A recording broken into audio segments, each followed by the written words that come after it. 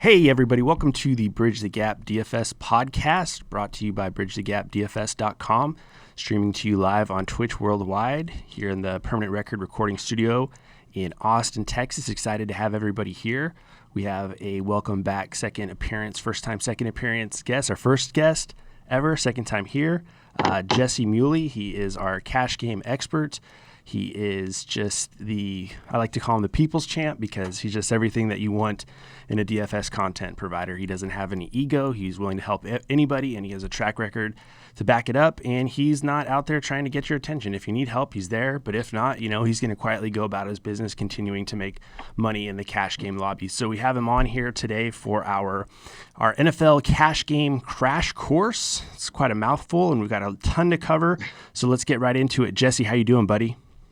I'm good, John. How are you doing? Doing awesome, man. It's crazy because it's like, I don't know if this is a good thing or if it's a bad thing, but every year football season seems to get here a little bit faster, and it's just awesome. It makes for the dog days of summer, getting through them a little bit quicker. So I'm fired up, man. It's like, it's here. The big test is tomorrow. We've been waiting all summer for it. Exactly. And I think I'm ready, but I'm not sure if I'm ready. I'm having those dreams though. I woke up and I missed the test. So I've had a couple of days where I woke up in a panic, like, oh my gosh, I missed lineup block, but it's like, we're Saturday. Yes.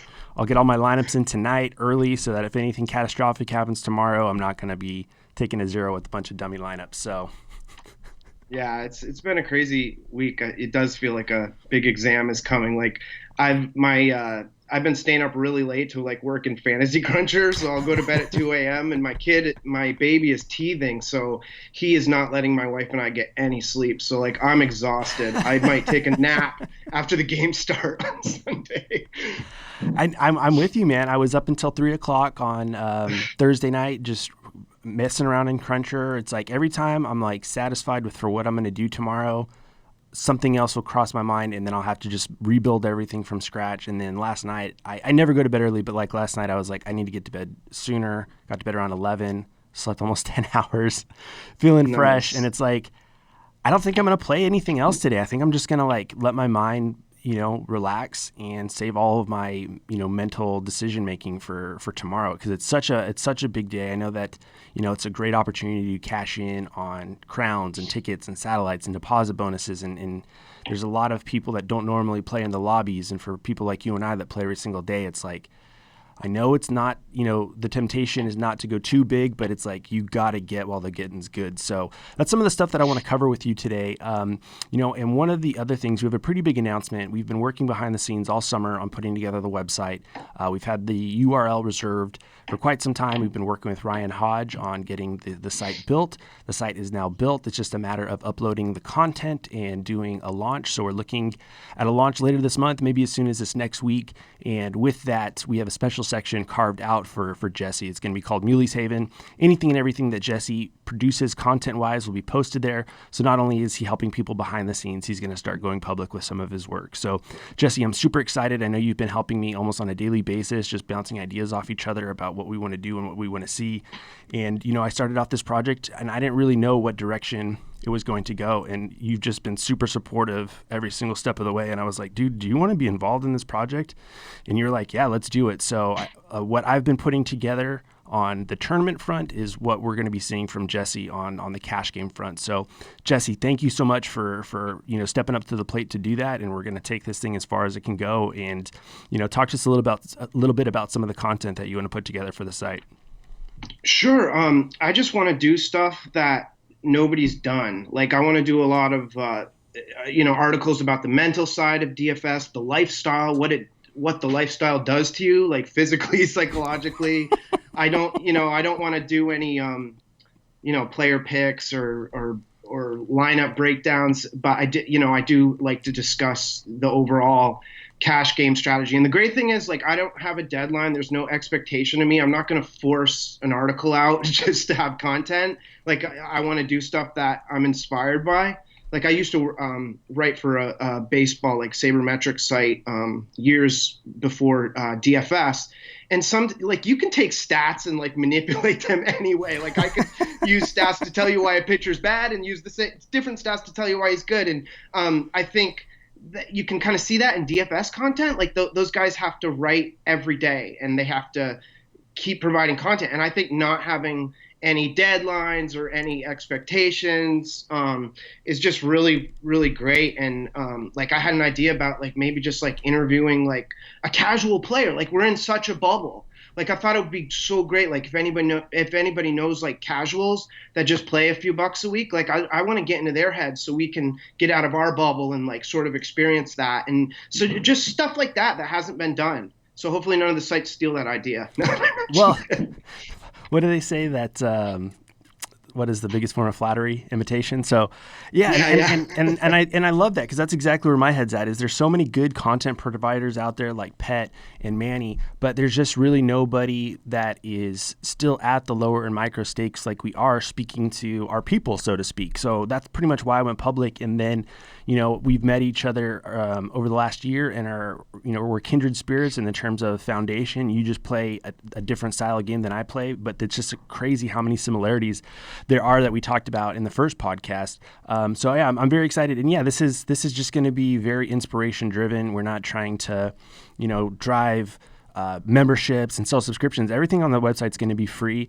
Some people have been hitting me up with, well, how can I give back? Or, if I want to get some extra help, how can I do that?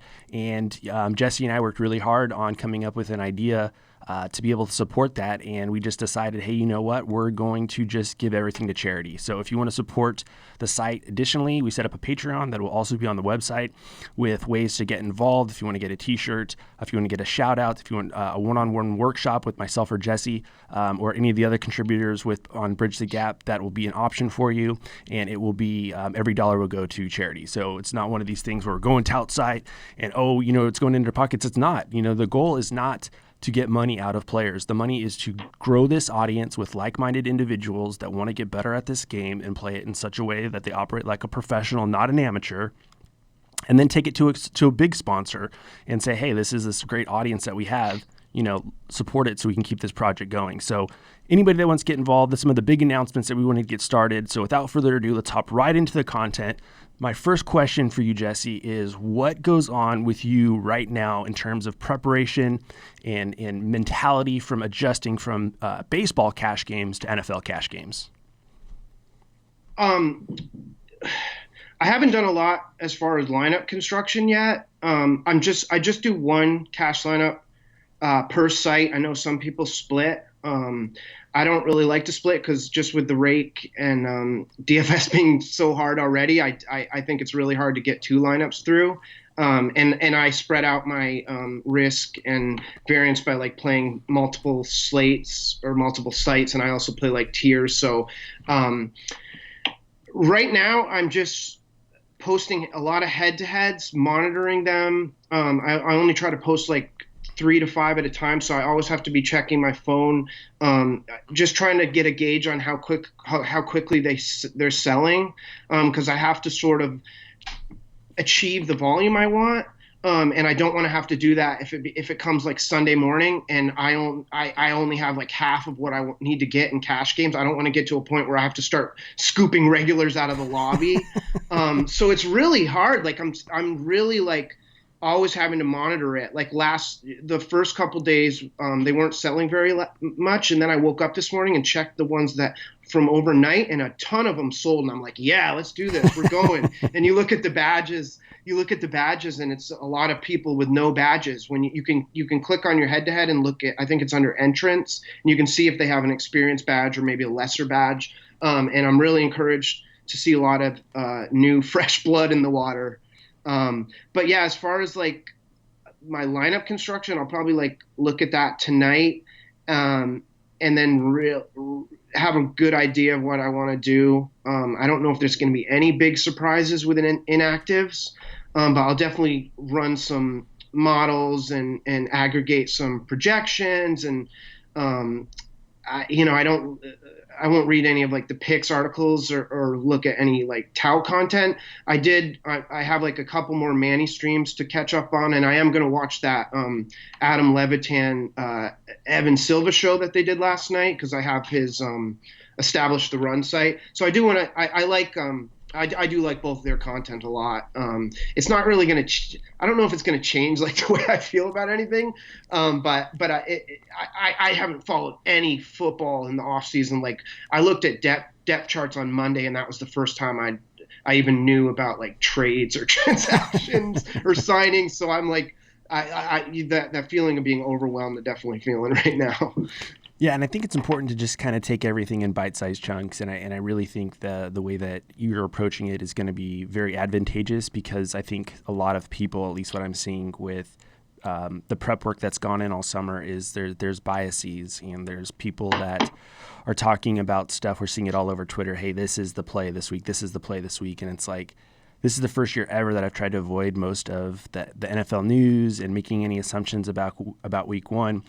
And I'm looking at some of the plays that people are recommending, and I'm like, I have no interest in that. And so I'm feeling pretty good about not getting caught up in that group thing. So I think what you're doing to just kind of give yourself a crash course with fresh eyes and attack it in a way that makes sense to you. I think most players don't do enough of that. So the fact that I do that in tournaments and you do that for cash, and the fact that it's applicable to both, is just awesome. So now that we know what's gone into some of your prep work, talk to us about what are some of the biggest edges that we can exploit week one. Sure. Posting your head-to-heads, like timing with that, is really important. The lobby's open several weeks ago. I didn't post until I think Monday or last Sunday. I don't want all my head-to-heads to fill with people that are in the lobbies that early, because you might have good players that it's like, oh, NFL's back, and then they start scooping. I want as many people to take my games Saturday night or Sunday morning. Those are the people with the highest percentage chance to be probably casuals, or you've always heard the term get the drunk people that register at 2 a.m. on Saturday night and sleep through lock on the West Coast. So, but I do want all the casuals to get to take me Sunday mornings, and that's when you'll see the head-to-heads really start to fly. I actually contacted DraftKings customer service about this specifically for the podcast, because I couldn't remember the rule. But you only get, at lower stakes, you only get $51 head-to-heads, $52 head-to-heads, $53 head-to-heads, and $55 head-to-heads. And those also can count if you enter a non-guaranteed like 3-man or 5-man, that counts as one. So you only get 50 separate head-to-heads at the lower stakes. So that's why I said, like, I don't want to go through my 50 2 weeks before the slate starts. So you got to keep track of those too. It's like, oh, say you're a newer cash game player and you've already sold 40. As of now, I would pull whatever you have left and wait to post those last 10 tomorrow morning. That's really important. When to post, how to get the fishiest action. So that's interesting. I never knew that rule. I've been playing at DraftKings for 5 years now, and I didn't know that there was I think that might have crossed my radar at some point, but I totally forgot about that. So that's a good tidbit. And I'm so glad that you brought the other thing up. Is that's kind of one of like the super secrets of DFS is the late night Saturday night action, the party goers that, hey, they get home, they're feeling good, they're full of alcohol and whatever else is in their system, and the endorphins are flying, and they play some big stuff and get in some big contests, and then they sleep through their alarm. Yeah. So I think there's ways to pinpoint those guys. We won't really talk about bum hunting. That's not really what we do, but that's something to look for on our radar tonight to save up the last pieces of volume that you have to put in play. So now that we know a little, sorry, go ahead. Oh yeah, like I don't really, with the volume you can get in head-to-heads for NFL, I don't even really scoop it all unless I have to, unless, like I was talking about, it's down to the wire and I need more volume. So I don't really think you don't even need to bum hunt. The people that take your head-to-heads are going to be largely an inexperienced group, I think, at least for week one. And I think that's the biggest advantage, and you kind of led me to my next point is, with week one, every time I think like I'm hitting my like volume limit, someone in my life will hit me up about like a season-long fantasy-related question. And, some of the strategies that they're using are obsolete. And I'm just like, yo, these are the people that are going to be playing tomorrow, so keep going. So can you talk us, can you walk us, this is kind of a multifaceted question. So can you tell us what sites we should be playing on, how we help us navigate the lobbies in between heads up, doubles up, triples up, whatever, give us your opinion on all those, the quintuple ups, the boosters, all of that. And then, talk to us about ideally what should a newer player have in play in terms of volume and what should an experienced player have in terms of volume. So a couple of facets there. And if you forget, we can circle back on any of those things. Sure. I play for week one. I tend to get a ton of action on DraftKings. So I mainly am going to play there and then play all the slates, the early, the afternoon, and I play tiers. Tiers, I shouldn't say this, but tiers is very fishy. It's an easier format. And if you're a GPP player, look through the tiers GPP contests. Look at all the no badges. You'll be blown away. That's all I'll say about that. But yeah, I do all those slates, and I'm going to deposit on Fantasy Draft and Yahoo after the show today. I don't know if I'll do cash there. I'll probably just do Fantasy Draft cash if there's overlays in the double ups. And Yahoo, I haven't looked at. I don't know what kind of cash games they have. I'm not going to do FanDuel this week just because I don't want to stretch myself too thin. And I will incorporate other sites more as the season progresses, and I can't get as much action on DraftKings. As far as a experienced player, I would just kind of do what I've been saying. Get in all the single entry double ups like I talked about last time. Don't do the multi-entry ones. And the double ups are selling really well so far in the lobby, and there's going to be a lot of respawns of big field single entry double ups. So if you only had like one $25 double up, the budget for one $25 double up to enter the respawn on Sunday morning. Don't do the double up that was posted 2 or 3 weeks ago. For the casual players, do as many, try to keep everything under $5 because like I said last time, the pros can only do $5 and up.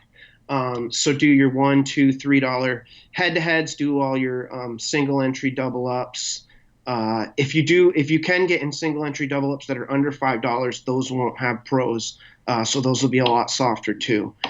And then just study once the slate locks.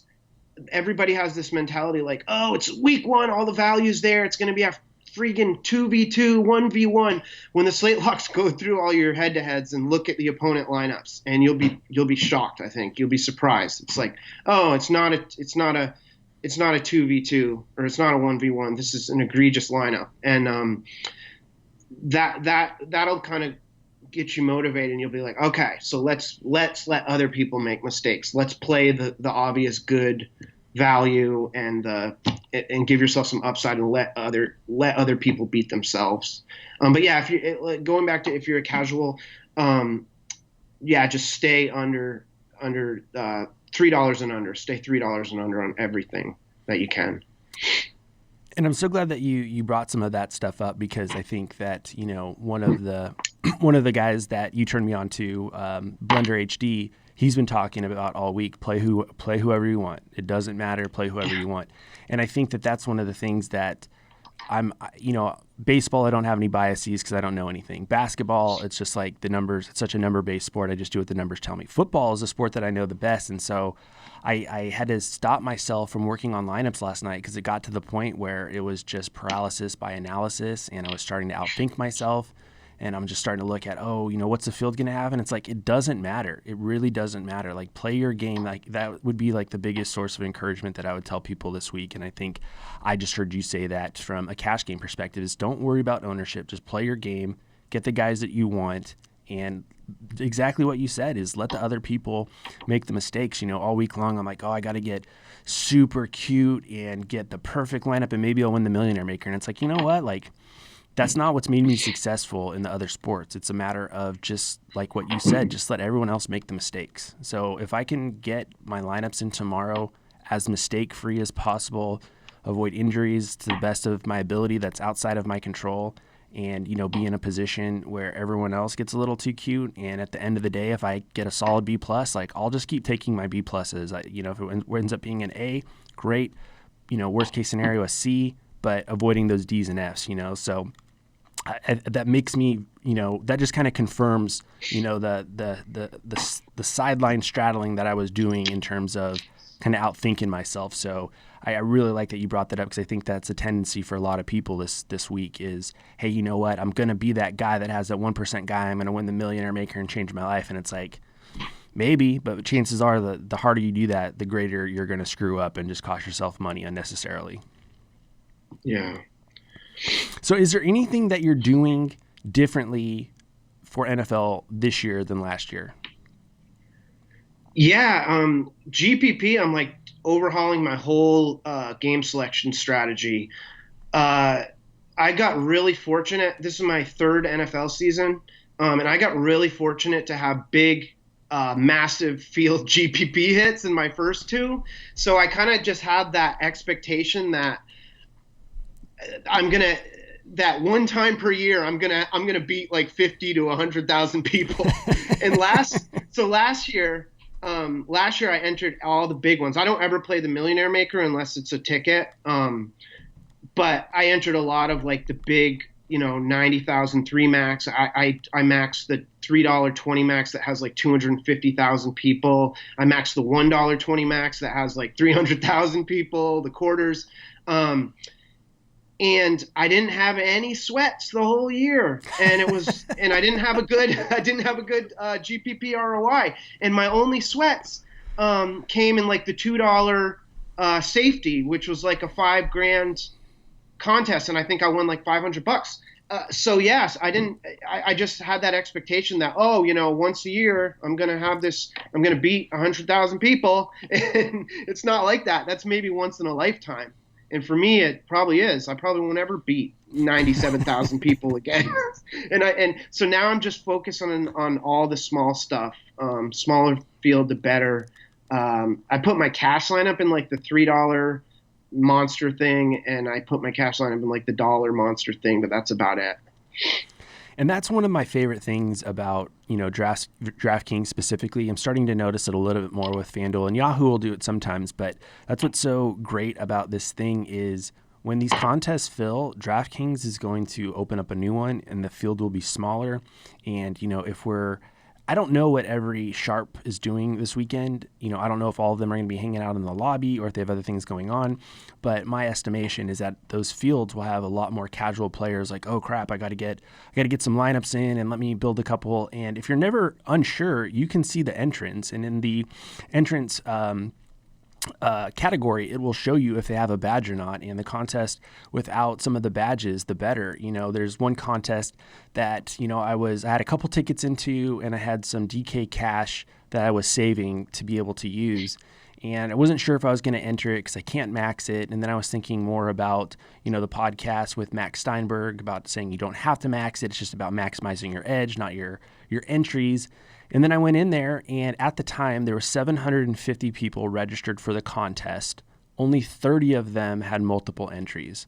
And a lot of the other entries were single entries, and half of those were people without badges. And it's like, you know what? Then I start going back to the Petty Theft podcast where he's like, stuff like that, like I'm the favorite. And it's like, you know what? Stuff like that, I probably have a better, I don't want to call myself the favorite, but I probably have a better chance at competing in. Yeah. So I think those respawns, if you're serious about your ROI and you're serious about, building that confidence to win tournaments, attack those smaller fields. Don't have an ego about, I got to be the best this week and I got to put up the 255, GPP winning lineups. Like, who cares? Just stay in your lane and dominate it while you're there. The longer you do that, the bigger your bankroll will grow, the longer you can stay in this game, and then the bigger shots you can take as you move up. So I think what you just said is applicable to GPP just as much as cash.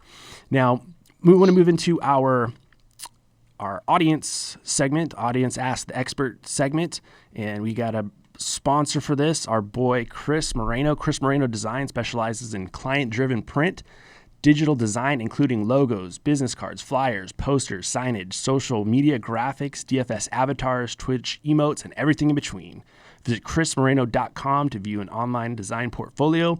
While you're there, fill out the content form, reference Bridge the Gap, and receive 10% off your first design project. Chris has done all the design work for the sites. He's rehauling the YouTube channel, and he is a total pro in every sense of the word. I can't recommend him enough, and so pumped that he decided to hop in as a partner and sponsor for the site. And with that in mind, let's get to some of these questions. Jesse, this question comes from Robert, and he said, can you talk about incorporating cash games into GPP play? Do you have any numbers that you can go over or cite for how cash game lineups may have helped you some weeks, and any data to back that up? Because I think that some of these players that are cash game players are going to be looking to get into the GPP world, but there's some higher variance and bring some fear. So can you talk a little bit about offsetting how cash game wins has helped basically free roll you into GPPs? Yeah, that's so funny. That's an awesome question, because I actually wanted to talk about this, and I pulled some numbers off my DFS analyzer, actually exactly about this, because to play cash games exclusively and to really make it worth your time, and this is one thing I forgot to say on the last episode we did, is you need to have a lot of volume.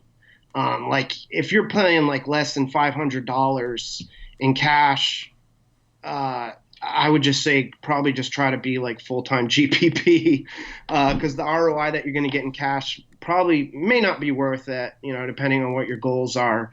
But one thing that you can do is use cash to supplement your GPP. And with that, if you wanted to do less than $500 in cash, it could be worth it. And I'm honest.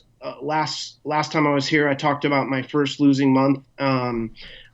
Since then I've had like 2 profitable months, but averaged out, I'm like in the worst 3-month stretch of my career. So it's been a down summer for me. And I ran my season long NASCAR and MLB numbers, and I realized that I've been a losing player in GPP for NASCAR and MLB this season, but cash games saved my butt big time. So and I have the numbers, I wrote them down. In MLB, I had a negative 6% ROI in GPPs, but I had a 61.2% head-to-head win rate, and a 12% ROI overall in cash games, 3-mans, double-ups, 50-50s. So basically, I took the negative 6% ROI, which would have been a losing season, and I had a winning season because I did well in cash. And people say cash games have gotten harder, but now that I have 3 full seasons of MLB cash games, I have a really large sample for that, which is really nice. You always want to judge your results on the biggest samples possible. And my head-to-head win rate has been pretty much the same, between like 61 to 62% the last 3 years. The only thing that's changed is I haven't got as much volume in MLB. So I don't know if it's so much an issue of cash games are getting harder. People are just less interested in them, I think. And MLB was really true. We'll see how the rest of the year goes in NFL. And then NASCAR, same thing happened to me. I've had a horrible year in NASCAR. It's actually, there's one race left that I'm going to play that's on a Saturday. It's been my first ever losing season in a sport. I had a negative 19% ROI on GPPs, but I only had a negative 5% ROI on the season because of my cash play. I did really good in head-to-heads. I had a 66% win rate. So again, that's another example. I could have lost 5 figures in NASCAR if I didn't play all those head-to-heads. Wow. And so that really saved me. And I think I'm only down like a little over $1,000 on the season. And despite this bad stretch, I feel like I'm playing like the best DFS of my life. I feel like I'm really locked in. I was really locked in on MLB cash. And I can't help it that a bunch of my highest owned drivers have hit wrecks this year, but I feel like I'm really confident, and it hasn't. And because that, I call the 3-month the 3-month period of downswing and the worst DFS of my life, but I've been profitable, which is crazy. Like, it's cool. So for me, just being a cash game player is a lot different than being a GPP player. And I think if GPP players incorporated a little bit of cash, they wouldn't see as many of those swings. But of course, I'm not going to have as much GPP volume. So the other side of it is that I don't have the upside as well. So let's be honest here. I'm not going to have as many chances of hitting 5 figures. I still have a lot because I still play some GPP, but as you can tell by my results, I suck. but lifetime but lifetime GPP, I have a really good ROI, like over 30%. So it just shows you can have a losing season and still be a good player, and you shouldn't get down on yourself. Well, and that's really important. What you said too is, I think that, if you're operating correctly, you should have the attitude of you either earn or you learn. So all of the times that you've not profited, you've reinvested into, hey, what can I learn from this? How can I get a little bit better? And I just love how you're basically treating your DFS business like a hedge fund. Hey, you know what? If my GPPs are catastrophic, that's okay, because my cash games are going to save me, help me break even, help me eke out a profit. Every time that you play and you're not, driving your bankroll into the ground and surviving to play another day, that's big time, because that's what's going to keep you in the game longer, to pick up those little edges, to pick up something that, other people that have given up aren't going to see. So I think you have one of the best attitudes when it comes to just being realistic, but also being optimistic. Hey, it didn't work out this way.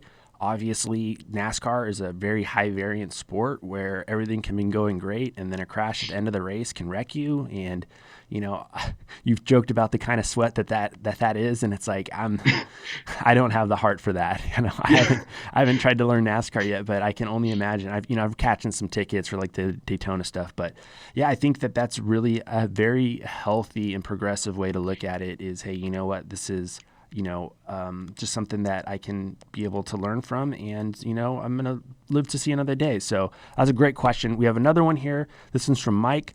He said, on the last podcast, you had mentioned, opening yourself up to working with other players. Have you been able to work with any other players? Is there anybody that is, a GP player that is trying to get into cash? And, just talk a little bit more about the importance of networking for strategy, emotional support, being a sounding board, things like that. Yeah, sure. I have the mentality, like, some people could say I'm ruining my edge on here, but I have the mentality that from all my years doing guitar lessons with children, I think like 1 out of 10 or 1 out of 20 actually like sticks with it and really puts in the work. And eventually, with most of the kids, I would have to be at a point where they're not practicing, and I'd have to tell the parents that, I'm wasting your money, basically. And that can be a lot the same with DFS. It's really hard to survive a downswing. And that is what separates people that have been playing for years from people that have busted out. So most of the people that would normally come to you for help or watch something like this, the people watching this stuff are the really dedicated people. Like if this was posted on like Roto Grinders and you wanted somebody to work with, you might get like 1 out of 10 or 1 out of 20 that really understands it. So that has been really good. And I've had a lot of people reach out to me since our last podcast, and it was amazing. A lot of really nice people. One in particular is our buddy Chad G. Oh, that guy's the best. He's a GPP beast.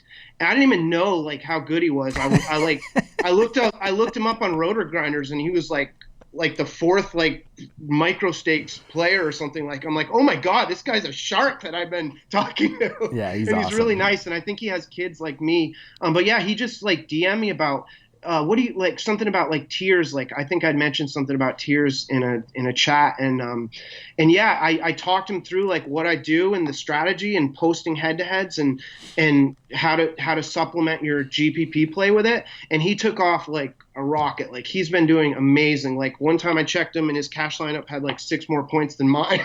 And I'm like, and he totally gets it. And he posted a screenshot in our Skype where he posted his GPP teams that he had exposure to, and then and he had like all these teams. He was heavy on all these teams that got like shut out or put up like 1 or 2 runs. And then he posted his screenshot, and he still won like over $100 because of cash. So it's like cash games is such a great way to, especially if you're a real contrarian GPP player. If your cash game's kind of chalky and the chalk hits, you're hedging that way too. So when I do GPPs, if I'm busy and I'm just hand building a couple, I try to get off my cash team guys. I try to go really contrarian as a way to hedge. Like, okay, if my cash team is chalky and it busts, I'm gonna be avoiding those guys in GPPs at least. And I think that's a great way to balance out your action. And I think that being selfless like you are and just being able to help others, I think that that's going to, I just think that there's so much in the industry about me, and edge. And, I'm not really going to help you. I'm only going to give you some stuff to think about, but I'm going to kind of throw you off my scent. And it's really refreshing to work with someone like you that has the attitude of, hey, you know what? Just because I'm helping this person today doesn't mean that they're not going to be able to help me in the future. And I just think that, when you're doing good for others selflessly like you are, it just adds so much, plus EV to your life. One of my favorite quotes is give and it'll be given to you. A good measure pressed down, shaken together, running over, poured into your lap. For a measure you use, it will be measured to you. So I just try to think about that. Whatever good we're doing, like that's going to come back to us in a certain way. The first time, sorry, real quick. The first time I had you on this podcast, I went home and had the best 3-day stretch of my career. So the fact I was thinking about that this morning and I was like, Jesse was on the last time I had my hot streak. Maybe, the good juju from the last time will carry over to week 1 NFL. And it's just like, let's go. So even though you may not have been able to benefit from the way that you've been helping out people, the last couple of months, and you said you're in the downswing, but that's what your network is there for. That's what we're all here for, to pick you up. Dude, keep going. It's the price. If downswings suck, but it's the price that you pay to stay in this game. When you make it through and everybody else quits, that's why we're still here. Yeah, and going back to Chad, it's already paid off. Like he helped me do some stuff in the background with aggregations. And I was amazed. I'm like, that is so valuable. Thank God we were talking. And if I ever have a GPP question or want to run something by somebody, I have one of the best GPP players around, one of the best low stake GPP players around to shoot ideas off of. So it's awesome. That stuff always seems to you get like the good end of karma on that type of stuff. So I'm all about networking. It's us against the sites, Yeah, and it's us against the guys that don't want to put in the work. And some people will reach out to me and they're like, "Man, thank you so much." It's like I met Dana White one time, and it was the day before 4th of July fight, Forrest Griffin against Rampage Jackson, one of the biggest cards at the time in UFC history. And I'm just in Vegas for the 4th of July holiday, and I'm walking through one of the hotel lobbies, and I just see Dana White, and he's got a cell phone in one hand, and he's talking on the other cell phone. And I'm like, dude, Dana White's got 2 cell phones. This dude's a baller. And what he was doing is there was a guy who was standing next to him and then 2 older people. So come to find out, he gets off the phone. He was on the phone with a guy's friend, talking to the guy's friend, like, dude, I'm chatting with Dana White. Can we call my friend? So he calls his friend. The other 2 people that he's with are his parents that he's just hanging out with.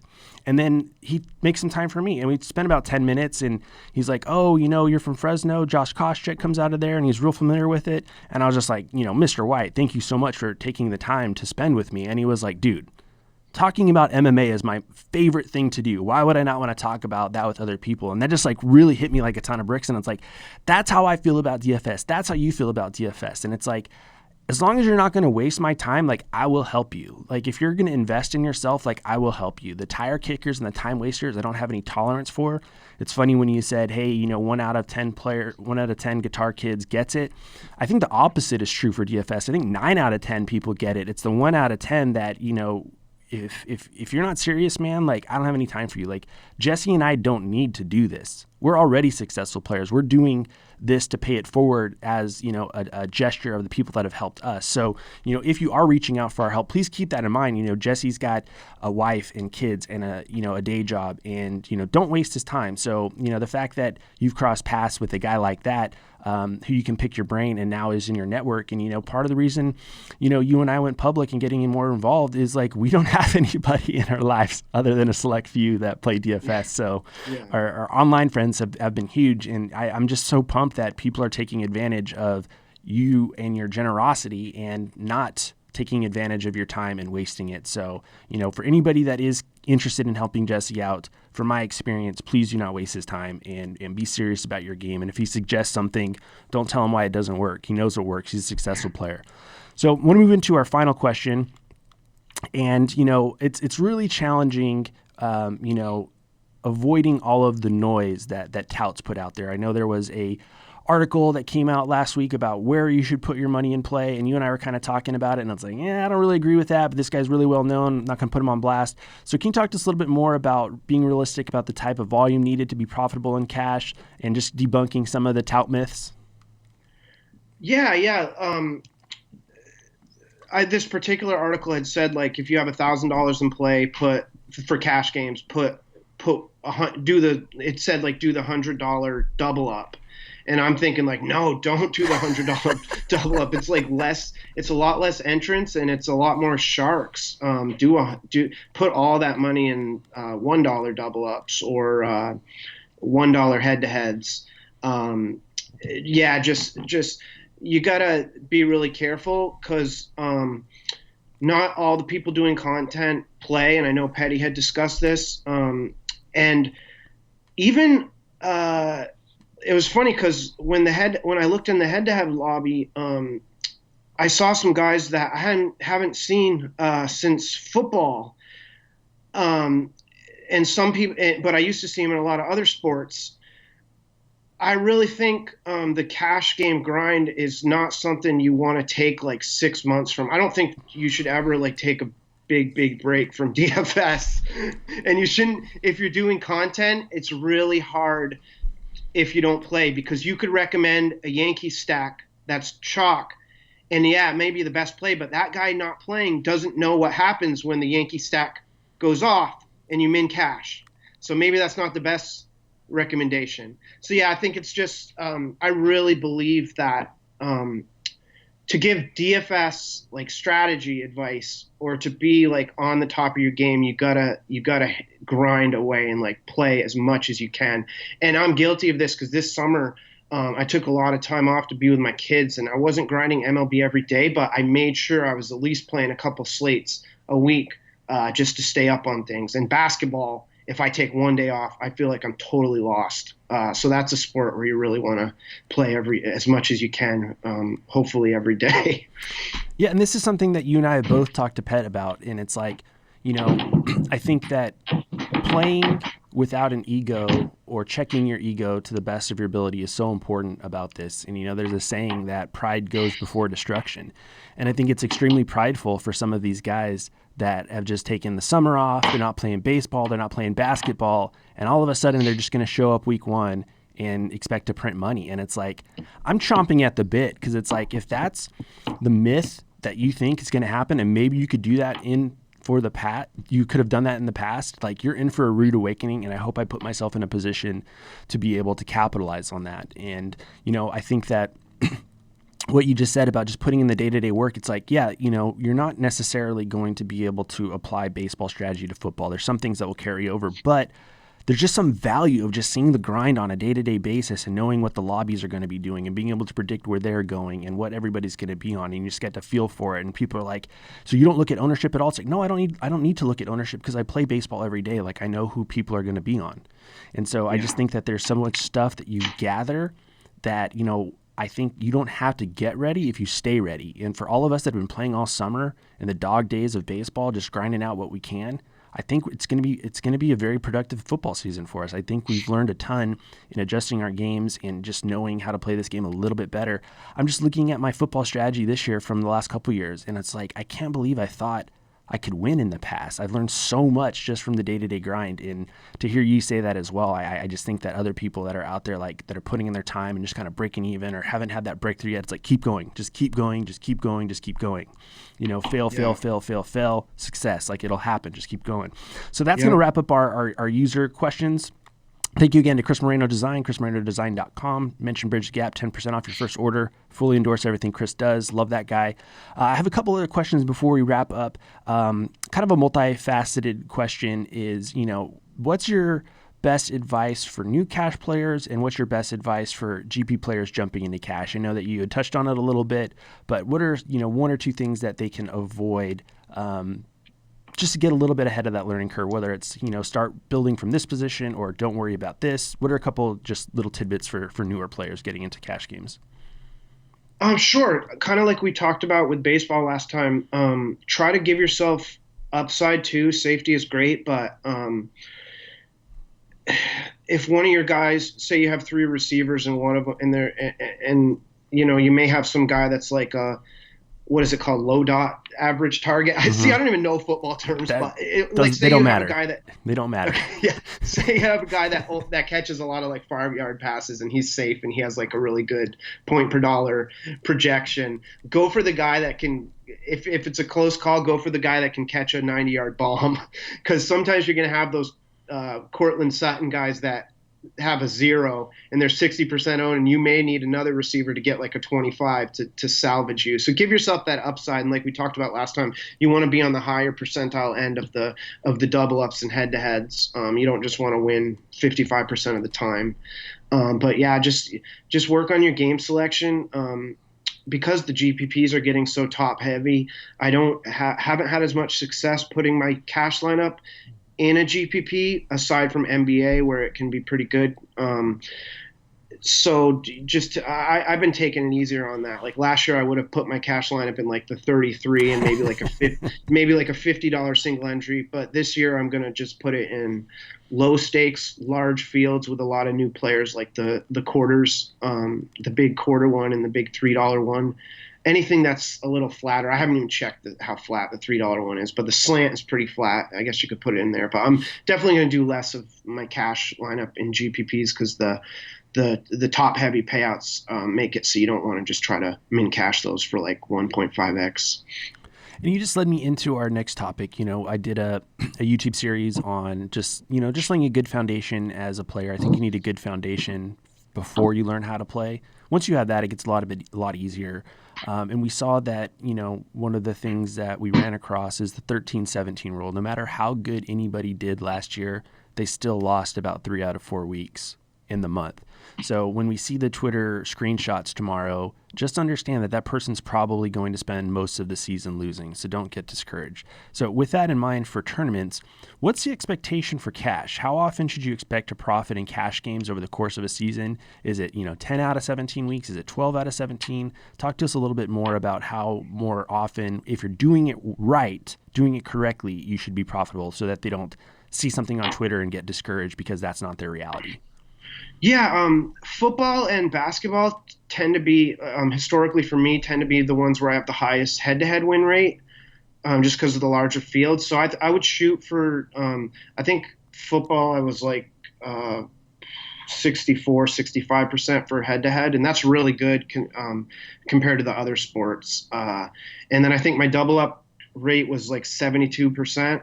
So try to win your double up 65% of the time and try to win your head-to-head 60% of the time. I think that's a good thing to shoot for.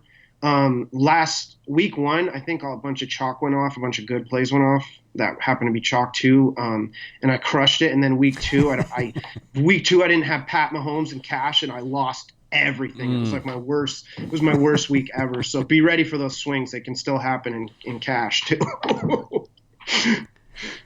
So you've talked about this a little bit more in the past, in our past previous episode, but you had talked about, hey, once I got going, I reinvested into some good projections. And that's something that I want to circle back on before we wrap up. So can you talk about how you've reinvested into your DFS business and how you're building now versus how you're building in the past? Are you building by hand? Are you building an optimizer? And you mentioned maybe aggregating projections. Talk to us a little bit more about as you get more advanced as a cash player, how should your game develop to show that growth? Yeah.